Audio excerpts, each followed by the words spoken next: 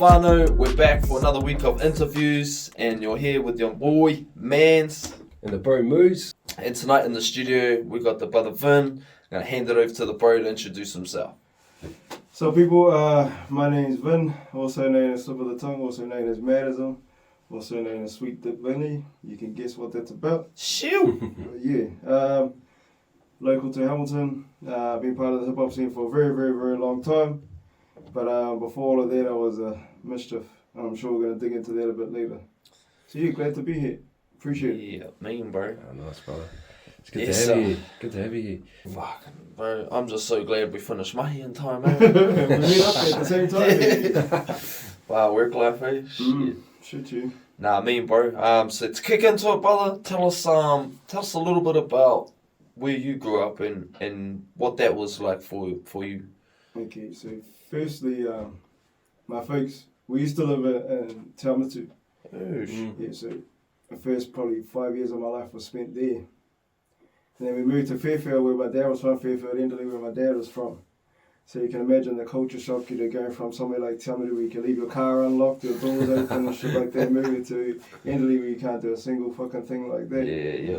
So it was a bit of a culture shock for us younger ones. But my dad, he was already indoctrinated. He knew the ins and outs of the neighborhood and just thought that would, adapt. And of course, with that came a bit of roughness. I mean, my mum worked long hours and so did my dad. So there's a lot of time where myself and my siblings found ourselves on our own at home. Yeah.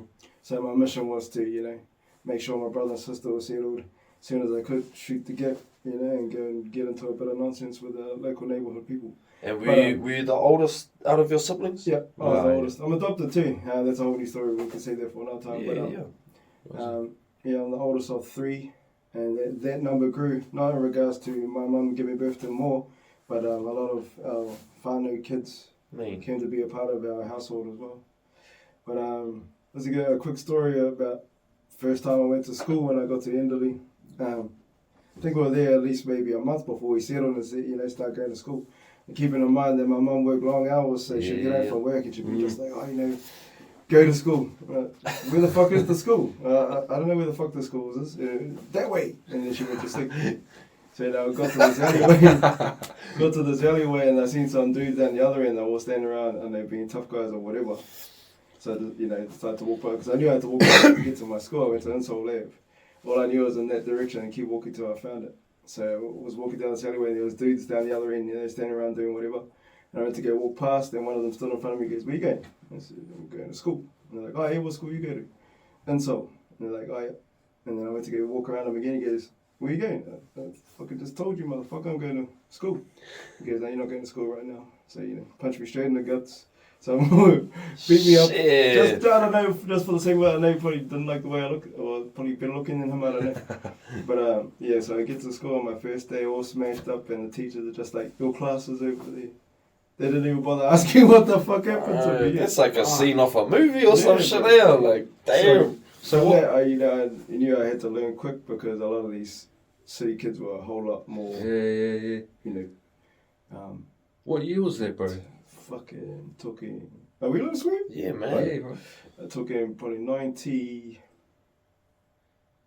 92, bro. 91. I was a baby. I was still swimming around in the old. Fuck, true, bro. So the hood's been that lived on. Yeah, that was my for a first long time, eh? lesson about that this ain't Te Awamutu, motherfucker. This is Hamilton. Yeah. What was TA like back then? Like, because fuck, thinking about it now, I'm like, there's a little bit of hood there, but like it's like you said, it's pretty mellow, like. It was quite funny, bro, because we moved from one hood to the next. Because where we live is in Te Awamutu, because an area called Hazelmere, and Hazelmere just recently had a murder happen there just recently. Yeah. So we lived in, and I still know where the house is and remember it. But I always remember, my dad always being on alert whenever anybody walked past. You look out the window, or anybody drove past, you looked out the window. But then, as I got older, I realized that he took that baggage from growing up in Italy. You know what I mean? So he just naturally thought everybody's gonna, try and fuck around. Yeah, well, shit. So my dad was always on edge, and later come to realize my dad's life wasn't the prettiest either. So going from Enderley to Hazelmere was no thing for him, it's just, he was indoctrinated, like I said, and then moving us to Enderley, he just thought we'd adapt. Eventually we did, but, you know, it took a while for me to start hitting back, you know, because that situation in the alleyway wasn't the only time that shit happened. It happened a few times. True. You know, all my mum and dad could say, like, oh, well, walk the other way. Motherfucker, these worst dudes staying over there. You know? But it wasn't until I think I got to intermediate, and then I stopped running. I stopped allowing myself to get hammered and started hitting back. Yeah. But, you know, that shit never stopped. It continued right up until I left college, or even well into my 20s. So, the lessons, they were hard ones. Had to grow up pretty fast. But the effects of that, though, you know, police involvement, court, you know, shit like that. All my brothers and sisters, we all have criminal records. There's not one of us that has a clean record. You know, it's all due to the choices that we're free to make. Our parents are busy, and they weren't drinking. I think if my parents weren't drinkers, they were busy trying to provide. You know? Sure, yeah. So I think when I got older, I realized that providing doesn't just mean going to work and providing. You got to provide time too. Yeah, my mum and dad did when they could, but in those times in between, you know, I was out there fucking robbing, stealing, whatever, doing crazy shit. So, didn't realize until I was a bit older that maybe I should have just, you know, rode it out. But, you know, the environment we were in wasn't allowing me to just, you know, chill. It was not. Yeah, man. But that's just a part of life, though, eh? Like, you know, a lot of reflection, I guess, comes in the older years, eh? Like, yeah, man. But in the time, it's just what it is. Yeah, and I'm quite happy to make it to this age. Like, I'm 41 now. Mean. So I'm happy to make it to this ripe old age, you know, without any serious time in jail or any, you know, or even death.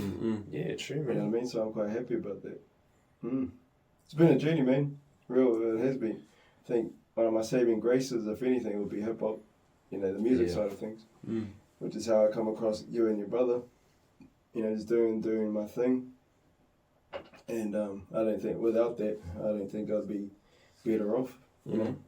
And plus meeting my wahine as well. Yeah, man. Yeah, man. All that sort of stuff helps. Because she comes from Franklin and she's hard as fuck. So, you know, definitely put things in perspective for me. Yeah. No, I mean, bro. Yeah. But yeah, that's the journey in a nutshell. And what college do you go to? Everybody thinks I went to Fairfield. Nah, I didn't.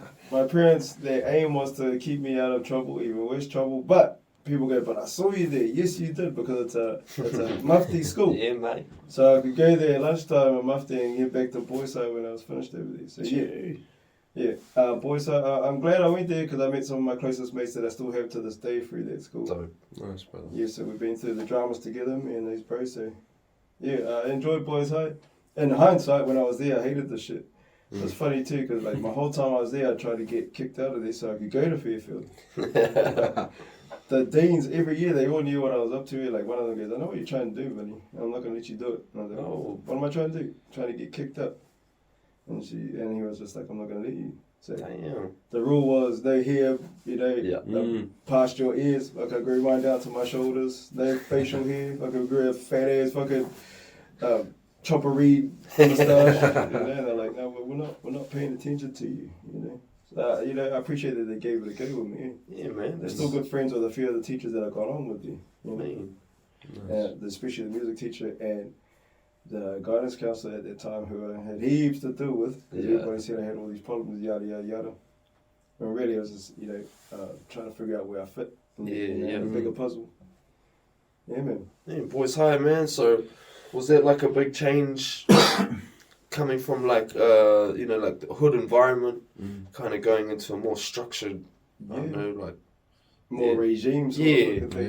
You know, coming from a place where rebellion is the meal of the day, you know, and going to that place was real difficult, but then I discovered that there were other dudes there that were there for the same reason. Their parents wanted better for them, but they also have the same mindset as me. It's from the same neighborhood and the same ideal, so, you know, we sort of banded together and, ended up in a lot of trouble together. And they're still my bros to this day. But I enjoyed Boys High for the intent that they had for me and my bros. It's just, you know, at that time being, 13 all the way up to 16, not giving a damn about much. Yeah, So you get to your 20s, you're like, man, maybe I should have listened to school. I should have listened to Mr. Body. You know? Yeah, It was cool there because I had a music teacher who had seen me roaming around and he'd be like, get in here, you know, you're supposed to be at this place. Get in here, record some music. You know, and I'll always be appreciative of that because if I never had that, then I wouldn't have grown this, what do you call it, love for recording and performing hip-hop music. Yeah, man. Yeah. So what was the hip hop scene like in the community of Enderley and stuff? Well, you heard of the group Four Corners, Alan, you have. Yeah, bro. Yeah. From in the group Four Corners, there's a dude there named Kuma, and he comes from the same neighborhood as me. So I grew up, you know, when I came to Enderley, there was a lot of street gangs at that time, you know, and that dude was actually a leader of at least 30 soldiers. Shoot. So, you know, I've known him for a long time and always known how much clout he had, eh?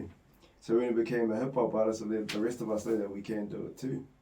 So our man was a very powerful dude in the neighborhood. They stood for no nonsense and was, you know, one of those dudes you don't go around mucking around with. And he still is to this day, he's just more chilled. But and when I seen him, you know, make a transition from, you know, being a goon into being an MC, I was just like anybody can do it then if he can. Yeah, wow. Yeah, so it was a big thing for everybody in the neighborhood to see him doing what he's doing. Because he always said, I'm going to be a rapper, I'm going to be a rapper. Everybody's like, fuck that, you know, go sell these tinnies. But then he just say, no, I'm going to be a rapper one day. And look at him, he's been around the world doing what he's done. To this day, when people talk about H-Town hip-hop, you can't talk about the music here, hip-hop music here, without talking about them. Yes, if you do, then you're either too young or you're a hater. You know, you can choose which one you want to be. Yeah, for sure, man. Fuck. Yeah. That's crazy. And like, so was that like motivation for you? Like, cause was Kuma older than you? Or? Yeah, I think he's like 3 or 4 years older than me. Probably a bit older. But man, when I knew that dude, he used to tag, this is a fucking funny story. I think it's a funny story. He used to tag Erect. I don't know if he's going to mind me telling the story, but I love you anyway, my friend. He used to tag Erect, and because I was hanging around with a bunch of guys that just went around crossing everybody. And when I seen a Rick tag there, like, you know, leave that one alone, and the bro just went straight through it. I was like, holy fuck, you know, you fucking around with me. I didn't care, because he's not going to know who I am. But the thing was, I forgot what the bro tagged at that time, but he wrote it over the top. And back then, the community was so small, they might not know his tag, but they know the ones put next to him. Yeah. So, hey, I know that kid. And one day we were walking, me and the guy that went straight over, we were walking back from town, and I seen Kuma's blue fucking Cortina drive past it, and spun around, and they fucking hell, we're in trouble, man, we're in trouble. Cortina too, no. He spun around, he fucking pulled up right in front of us, bro, and like 4 of them jumped out. And the dudes that he jumped out with all no-nonsense motherfuckers to this day. True. You know what I mean? And they all jumped out like, we're gonna get fucking killed, bro, because of what you did. And you know, and like, the bro reminded me, bro, loyalty, bro, loyalty. And so they come over like talking, and one of the older guys that I know, his name was Funky, he goes to me, so who tags whatever it was? And he looked straight at the bro, and the bro goes, don't know, bro. I know who that is. And he goes, well, I saw you next to him and this other cunt over here next to him, so it must be you pointing at the bro. I was like, nah, brother, it wasn't him. Fucking my mind, are they shit, he's gonna kill us, And he goes, oh, well, fuck, since Finn says it's not you, then it mustn't be. And then, you know, we shook hands and they left and all that sort of stuff. I looked at the bro, I was like, bro, they never fucking do that again, bro. Yeah, bro. But he looked at Claude, so he didn't fucking have an idea of how dangerous these dudes were, you know? I was like, don't fucking do that again, bro.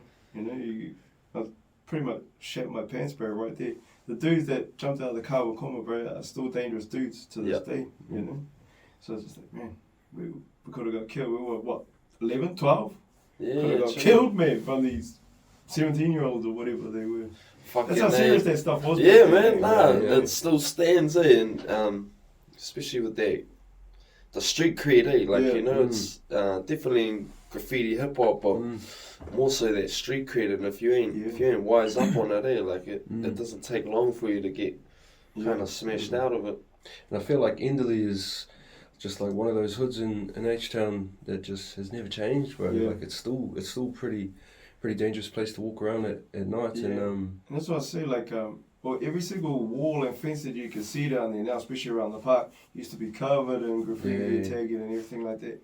Just because they painted over it doesn't mean there's no history there. Yeah, bro. And I think that's the thing that they overlooked is there's memories, there's blood stains there, you know, and people don't forget. I know for sure, I'll never forget the first time I got beaten up there. You know, and I'm sure there's a bunch of whole other motherfuckers that don't. Yeah. You know? Fear the fields, eh, where it still stands. Exactly, bro. Like, you know, every neighborhood has their share of, you know, being notorious, but it's like notorious endlessly sticks in everybody's mind, you know. I remember in the early 90s, there were at least 4 life prisoners in the area that I lived in. True. You know, when I got a lot of them got sent away for life. Yeah. For different reasons, you know, they were within a probably 2K radius from where I live. Shit. You know, like murderers and rapists and stuff like that. So it gives you an idea of the low socioeconomics and what it did to a lot of people. You know, generational trauma and all that sort of stuff. So yes, bro. Yeah, no, that's a good point there, because what's the word for it? Gentrification. Yeah, it's happening now. Yeah, bro, it is. And, you know, it's the long-term effects of it as well. Yeah. Being pushed into hoods. I see the value of gentrification, but also what it does to the people who are already sitting there. You know, like the established families, like my family has been there long before I was even thought of, you know, and they're slowly getting pushed out by these new developments and stuff like that. Yeah. See the point of it, but local governments aren't calling it what it is. Eh? Yeah, man. They need to be straight up about it, eh? Yeah, man. But it is what it is. There's not much I can do on my end, but, you know, be open about the history that I have there. Yeah, harder, bro.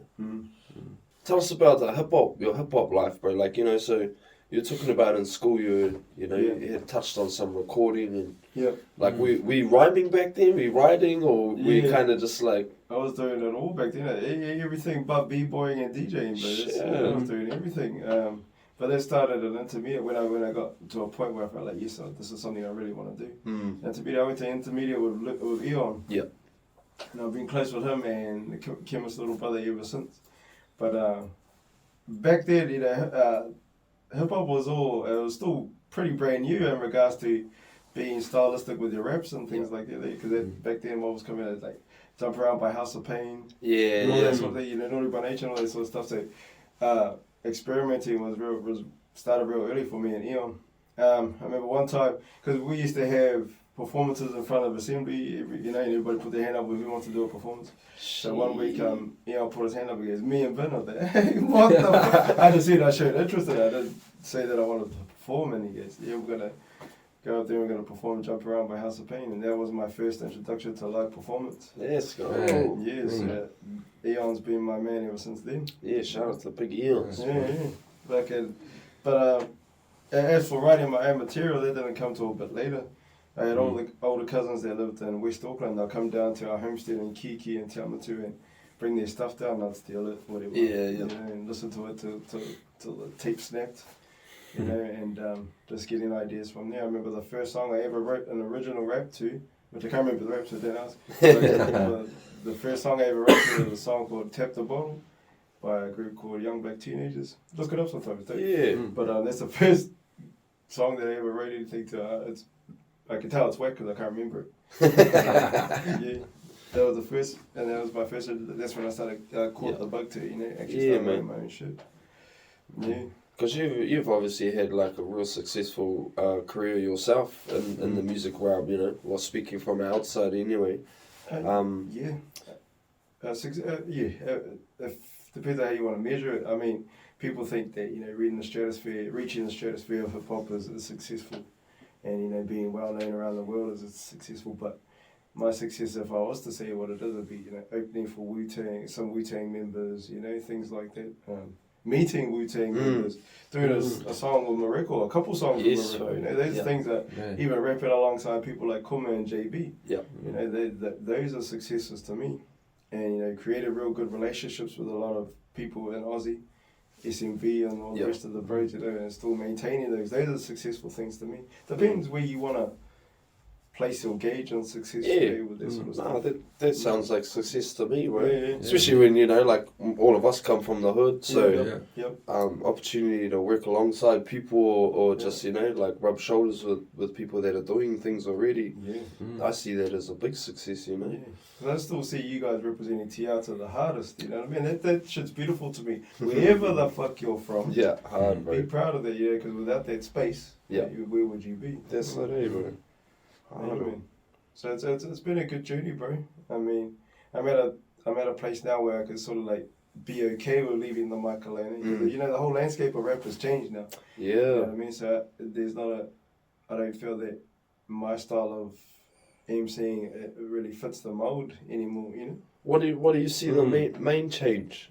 Like, you know, what's the change for you? I mean, coming from the 90s, that was a real rich era for hip-hop, rap, you know, all that kind of... Well, it's a conversation I had with my mum the other day about America being the mega power. It's not the mega power it used to be, you know what I mean? Like, it used to run everything, television, film. Other countries are doing that, like even New Zealand's on the map for film now. So what's also happened is people want to rap like Australians, and Australians want to rap like British kids. You know? Yes, We came up, you wanted to be American, or rap like American, but now these young fellas have got a different spin on things. Yeah, so I just don't feel that... I love the drill stuff, I love it. I don't feel if I was to try and attempt it, it would be authentic, you know? Yeah, bro, I can feel that too, yeah. So I'm just like, these young fellas, you know, you do what you do. Yeah. But there's also something that I heard DJ Premier say: stop trying to make music for them, make music for us. But I'm still happy to leave the mic alone, you know. Mean, bro. Oh, that's cool. Never thought I'd ever say that, but shit, I'm 41. Who the fuck wants to hear me complain about shit? Man. We still got to make our track, Yeah, we still got to do that, bro. We'll make sure we do that this year. Yeah, man. Before we get too old. When I seen Crown Control, you were everywhere at one point, bro. You know, it's got to be given the respect it is. Yeah, fuck, shot you. We only just take lead from you fellas, you know. Bro, you were everywhere. With hosting, bro, you were everywhere. You know, when people say, oh, look, you know, Catch is doing this, and I go, why are you fucking surprised? Yeah. Why are you surprised? The bro is there when you need him, and he's tenacious. Why are you surprised? Yeah, fuck yeah. Made our rounds in those early 2000s. Kept it going. You were everywhere, you know, on the big stages. Yeah. And that's something to be proud of, you know, each town as a unit. Yeah, Because, me and Moose been jamming together, since way back in Coral Crest days, Yeah, bro. Fuck, what's that, like? 2003, maybe? 2002? Yeah, I mean, so like 20-something. Yeah, kind of all been in the hip hop scene ourselves, you know, just as we would have been the young bucks, obviously. But well, that's the cool thing too, because you know Willie Tawa, yeah, bro. Yeah. We went to school together at the same school that I tried to get to. I got beaten up. We went to school together. We didn't know we were related. Oh yeah. We found out later that we were. Anyway, when VMT had formed, and we realized that we needed beat makers because we were getting our beats from our mates in Spain. True. But then when that line of communication sort of broke down, we needed a beat maker. And I come across Willie in town. Yeah. He was with Sione and them. Yeah. He was with all those dudes, and I go, what do you have to? He goes, I make beats. I think, I'll make you beats. Because listen, the first one he sent over, this was the Bebo days. Fuck. And he sent one over, and I was like, I held on to him ever since. So he's been part of our scene. And then he goes, yeah, I grew up with Tarapa, Dujon, and I was like, oh, fucking hell, this is all hip hop. You know? It's all bro, I didn't even know he made beats. Yeah. Do you remember Willie? Yeah, bro. Yeah. True. And true, yeah, I never knew that either. Yeah.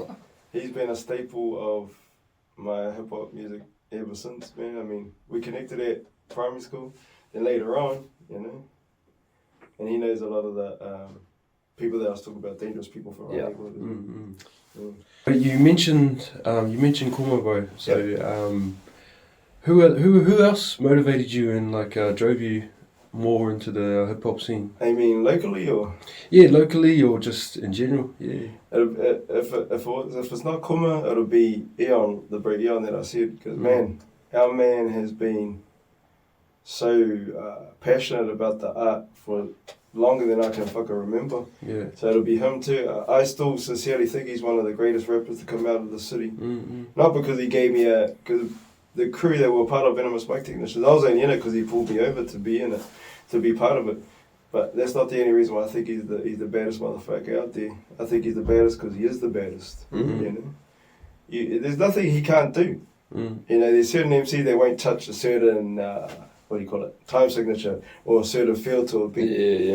He'll fucking touch everything. He's a molester. He'll touch everything. You know what I mean? So that's what I thought was so cool about him. You know, and he doesn't think much of himself, but man, I tell them like as much as I can, bro, without you, bro. The cool thing about them too is there was a time when Four Corners had gone on tour. Yeah. So hip hop was left without anybody at the helm, and he just picked it up by going to the nightclub and saying, I want to run these notes. So everybody, in essence, has had a turn at running the hip hop scene here. Yeah.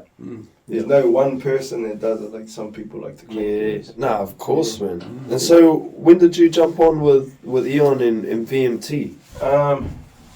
Well, I think in what year would have been? Probably 2000. I was doing a Maori Performing Arts course up at Wintec. And what the second year allowed you to do is go to the S-Box studios and record stuff.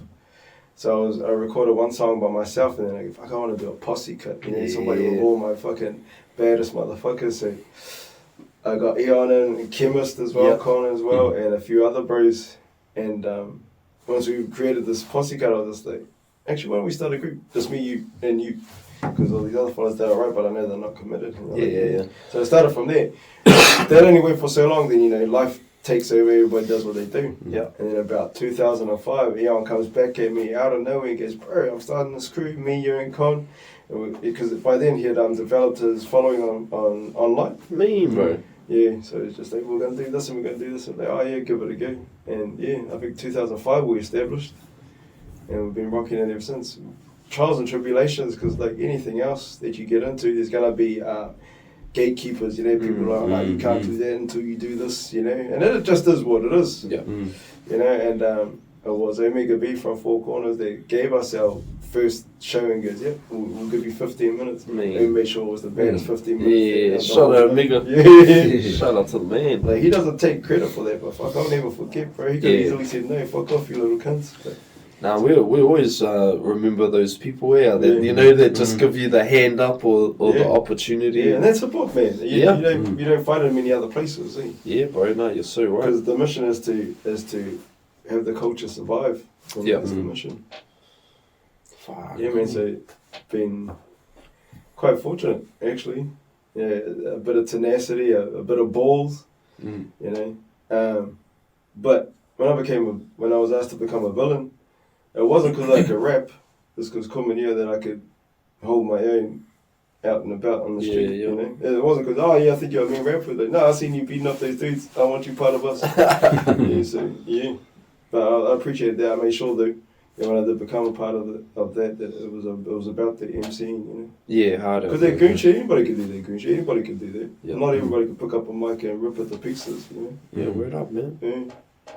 So I made sure that it was established for that. Yeah. And what the villains? When did you start the villains? That was. Fuck, it feels like at least 12 years ago. So what's that? Maybe 2010. Yeah, thereabouts. 2010, 2011. 11 or so years. Yeah. So it was established, and VMT was still its own entity then, and they did one show back then. They were called Funk Villains. I wasn't part of them then. Yeah. But I knew that they were going around selecting all the baddest MCs in H Town. I was like, these motherfuckers.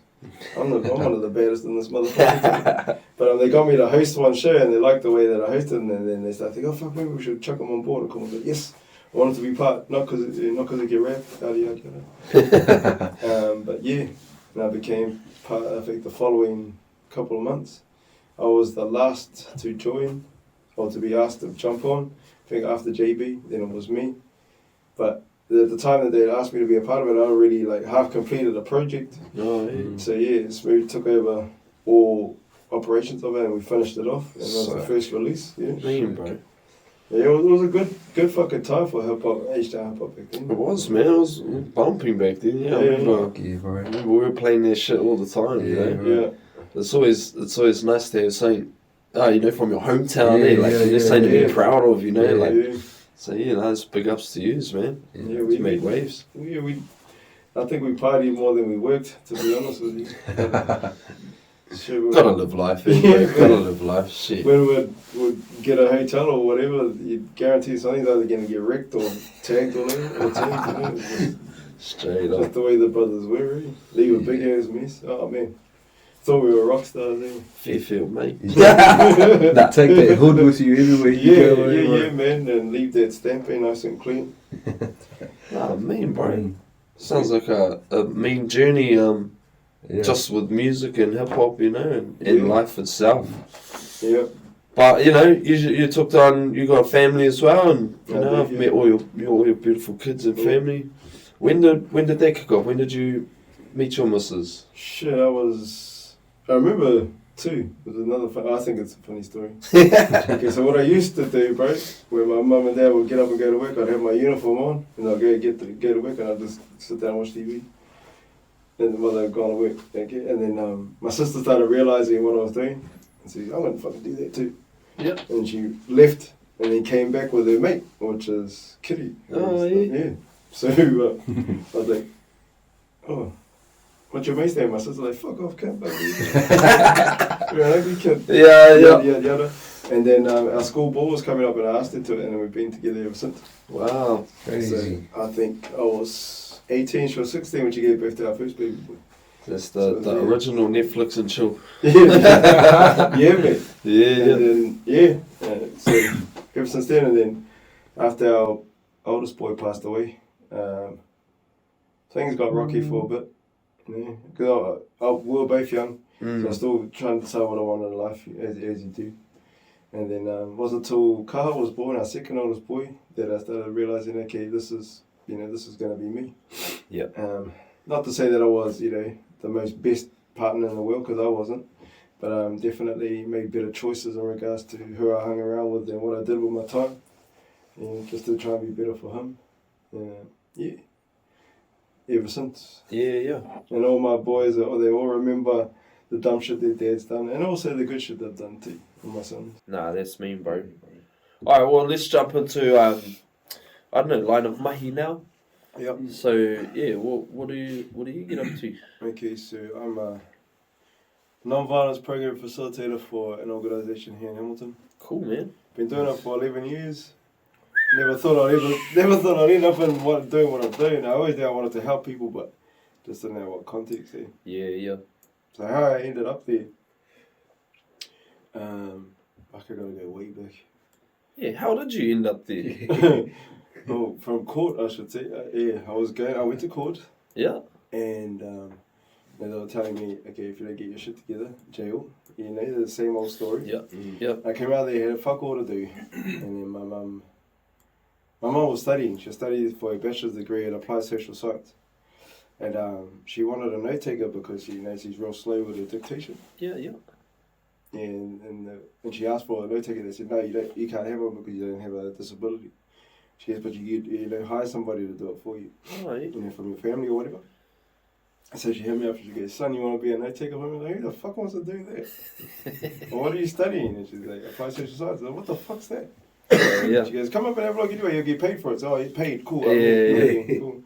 And I went from writing her notes to asking questions to answering questions. And then, the tutor, Lawari Karen, Dr. Lawari Karen? Yeah. He goes, bro, you may as well sign up. He's one of the lifers I was talking about. Oh, yeah. They lived in the same circumference as me. Crazy. Yeah, and then he goes to me, you may as well sign up, bro. You answered all your mum's questions. Doing all your mum's work, you may as well. So I said, yep. And by the end of that 3 years, my mum had dropped off in the second year and I carried on to get my bachelor's. Shit. So that's where that started. But, having a criminal record and looking for mahi, two fucking disastrous things. Yeah.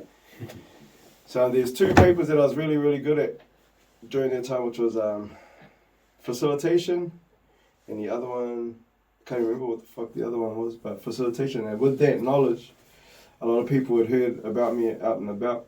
Nice. So I went to this organisation. They said, oh, we heard about you, come down and check us out. So I went down there, and I've been there ever since. The place has gone for a few name changes, one name change. Yeah. And vision change in my time that's been there, but it's been a learning thing. It's helped me too, because if I want to go to a group on Tuesday morning and present to a group on Tuesday morning, I can't be out there on a Friday night kicking somebody's face in. Yeah, man. You know what I mean? So it sort of helped me, not to say that hasn't happened, because it has, but it definitely helped me to be more aware and more mindful of the situation I'm in. Wherever I'm walking about, I'm carrying that tohu with me, that whole kaupapa with me. So I got to be sure. Do you feel like it's a like a burden, or do you feel like it's sometimes? Sometimes, when I was like, yeah, bro, I could just punch you in the fucking face. Yeah, that's right, my mahi. And that's what it's been for a long time. Yeah, granted, there's been times where it has gone to the point where I've gotten, done things that maybe I shouldn't have. Yeah. I go back to work on it and let my, upline know what's going on. Yeah.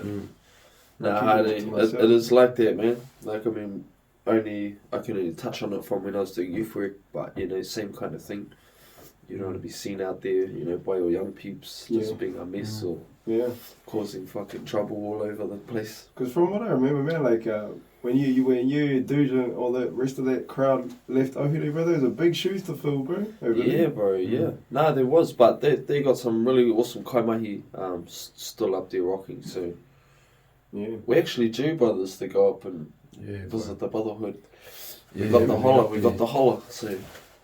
Nah, that's the cool thing about a lot of these orgs, though, it's kind of like a lifelong thing, eh? Like literally for me, 11 years, bro. Yeah, man. 11 years, Ohiri is still a co-popper that's very much respected out there, Started in the Fairfield as well, 97, so... But you, Maji, No, I was just going to say, bro, I actually got sent shield mahi, bro, back in the day. I was a bit of a mischief myself as well, bro. I used to get into a lot of scraps and stuff. How long ago was that? Bro, it was before my troublesome days, so it was probably like 15, 16 years ago, bro. I've settled down.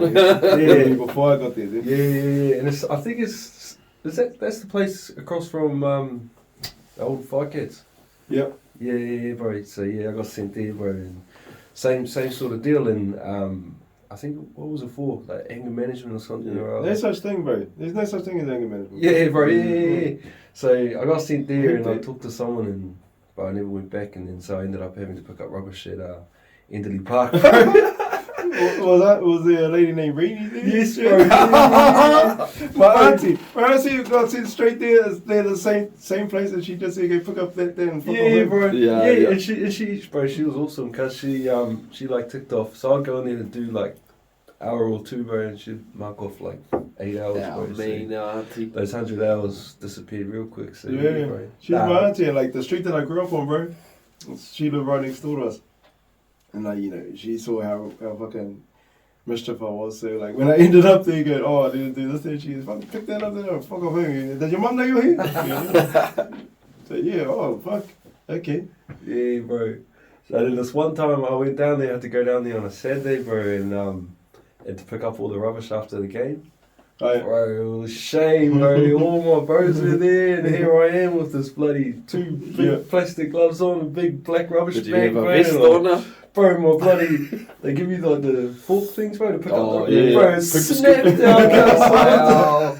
Bro, I chucked it in the bag, and I was just like, ouch, boys, what are you up to? The punitive life, eh? I repent. Fuck. Wicked, bro. Yeah, Auntie Reenie. Wow, my boy that we'll talk about that lives over in Sydney, has gone to live with her daughter.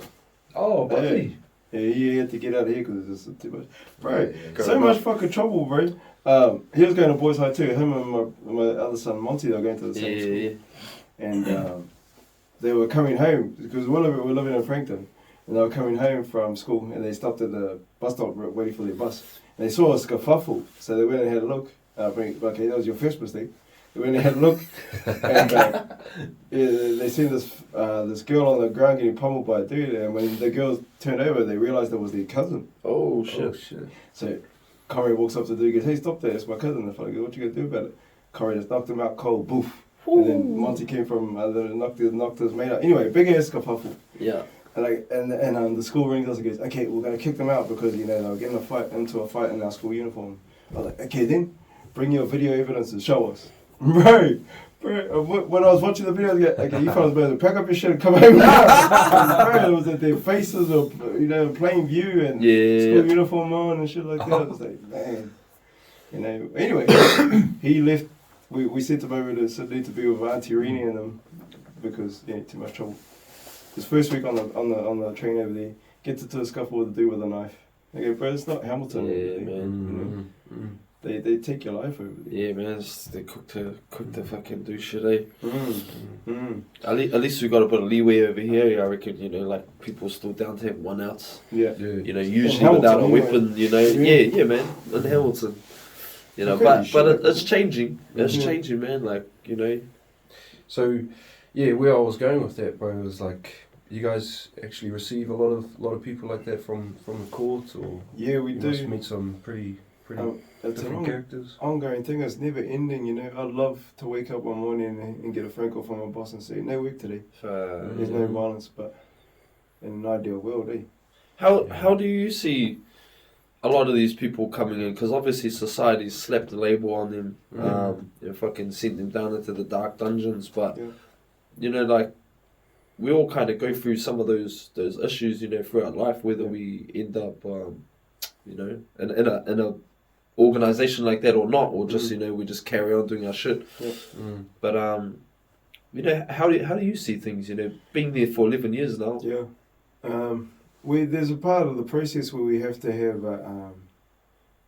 a pre-assessment overview of this person. Yep. I think I decided my first weekend that I wasn't going to look at that. True. Because that whatever's written there is written by some sort of fucking official person with glasses who doesn't even know, you know, how to pronounce Maori words properly. Yeah. So it was just like Nah, straight up, man.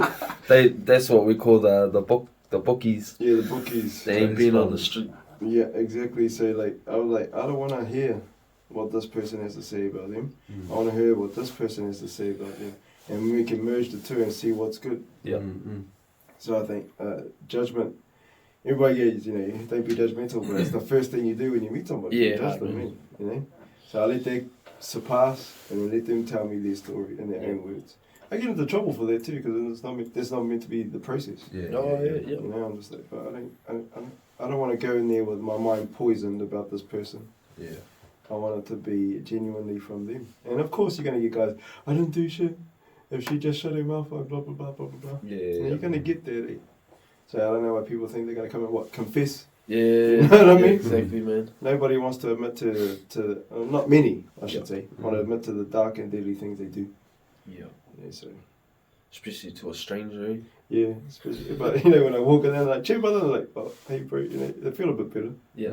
They're expected to see, you know, people I mentioned before, the bookies. Yeah, Mr. Smith. They're expected to see that. Yeah, They're expected to see that motherfucker come out and greet them, but nah, bro, I look exactly like you, walk like you, talk like you, I dress a bit better than you. Yeah.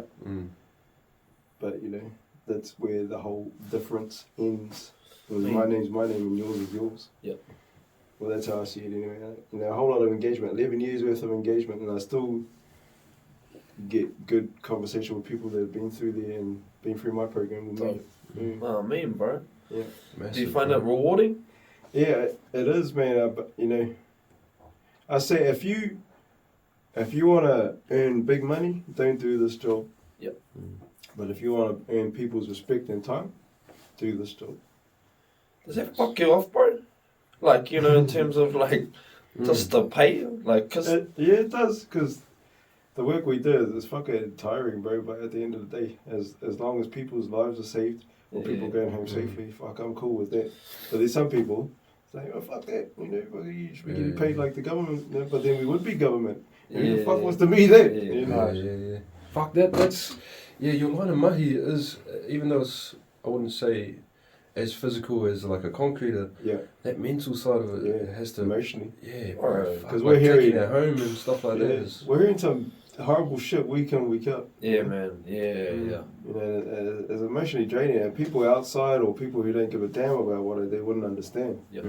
But because you come from a sector, either a social sector, you'd understand. Yeah, man.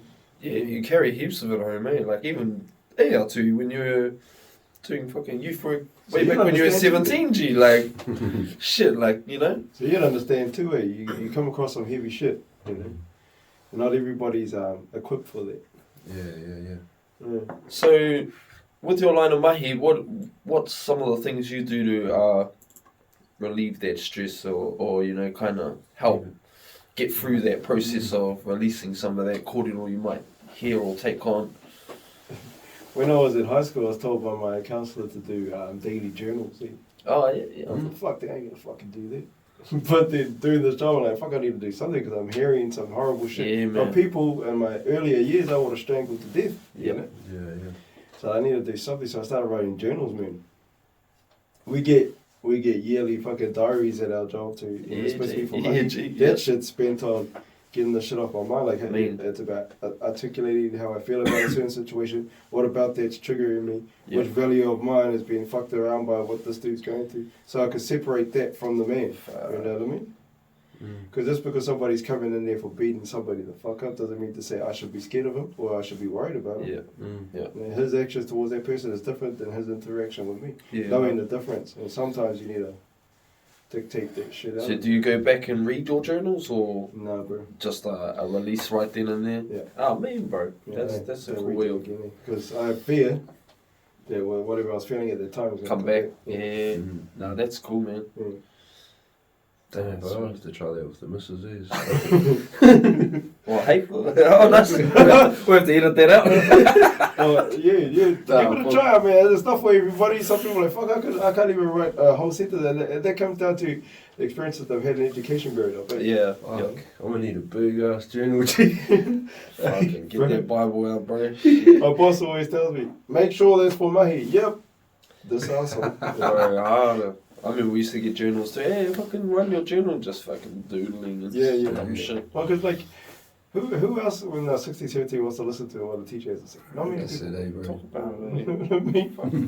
You want a journal? What the fuck? And that's what people say when they come from the program. They're like, oh, this stuff should be taught in school. Like, you remember being in school, you didn't want to hear anything the teacher had to say. Well, do you think it's going to be different this time, bro? Yeah, bro, exactly. So you got to go through shit in order for you to come here and learn something, right? Fuck, that's mean, bro. And that's my feeling on it anyway. So apart from Mahi and the hip hop scene, bro, what's on the rise for you at the moment? Shit, that's a good question. It's always been those things for me the last 11 years. Yeah. Just the gym, that's about it. I mean, I've been going to the gym for the last couple of years and I think now it's reached a point of, genuine intensity. Yeah. That's probably about it. Keeping myself alive, I suppose. Bro. Survival, man. Yeah, living to see grandkids when they come. Yeah. But that's a good ass question. I'm gonna have to go and write in my journal about that. Yeah. Fuck that cunt. Asking me a hard question. That was actually a good question. What is on the rise? What's? Because I've only ever looked ahead of me and it's always got to do with my babies, always got to do with work, always got to do with... It used to be music, but not so much anymore. Fuck, I was actually going to ask the same question now. But nah, you've already fucking answered it, so that's all good for me. I guess anything else you want to fucking add to that corridor, my bro? Even if you fall flat on your face, you're still moving forward. Well... That's a wrap. We just spent our time with Slip of the Tongue. Make sure you check him out. You can find his music on... Fuck, I don't even know. YouTube, definitely on YouTube. Spotify took my shit away because of the Snoop Dogg sample. Oh, what? Hey, bro. Fuck Spotify. But what does Snoop call it? It's called traditional. Spotify. Oh, hey. Yeah. They must not know where the early hip-hop samples came from, eh? Hey, man. They reckon, no, we cannot. We can no longer stream this. Yada, yada, yada sample. Oh, well. It was on here for like a good 2-3 years. Anyway, alright. YouTube. Yep. Yeah, on the tune. Eastern Promises. Yep. That's still up there. That's a really good song. But yeah, make sure you tune in for the full interview and shout out Vin for coming through, my cousin, sharing a bit about your life and experience, bro. Massive having you in, bro. Thank you, bud. Yeah. Won't be the last time we have you here, cuz, I'm sure. Oh, safe, bro. Key news. Massive. Like I said, if any other Cullingfords need anything, I got them. Well, that's a wrap, whānau. Let's go. Till next one. Keep safe. Peace. Yeah.